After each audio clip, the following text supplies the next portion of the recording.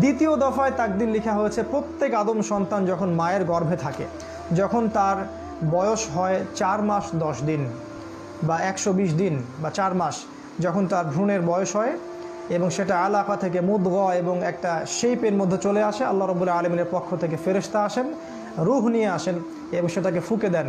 তারপর থেকেই বাচ্চা পেটের মধ্যে নড়াচড়া শুরু করে। তখন তাকদীরের কিছু অংশ লিখে দেওয়া হয়, তার রিজিক, তার হায়াত, তার বয়স, তার ভাগ্য, সৌভাগ্যমণ্ডিত না দুর্ভাগ্যা, জান্নাতি না জাহান্নামী, এটা লিখে দেওয়া হয় আগেই।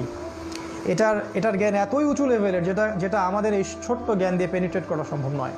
রাসূল সাল্লাল্লাহু আলাইহি ওয়াসাল্লাম এটাও বলেছেন, একজন ব্যক্তি আমল করতে থাকে, এত ভালো আমল করতে থাকে যে মনে হয় সে জান্নাতে চলে যাবে, তার এবং জান্নাতের মাঝে 1 বিঘত জায়গা ফাঁকা থাকে, কিন্তু তার তাকদীরের লিখন তার উপরে বিজয়ী হয় এবং সে জাহান্নামীদের মতো কাজ করা শুরু করে দেয় এবং শেষমেশ সে জাহান্নামে পতিত হয়। আবার কোনো ব্যক্তি জাহান্নামীদের মতো কাজ করতে থাকে, করতে করতে করতে করতে মনে হয় যে তার এবং জাহান্নামের মাঝখানে 1 বিঘত জায়গা ফাঁকা আছে, কিন্তু তাকদীরের লিখা তার উপর বিজয়ী হয় এবং সে আবার ভালো কাজ করতে থাকে। এক পর্যায়ে আল্লাহ পাক তাকে জান্নাতে প্রবেশ করেন।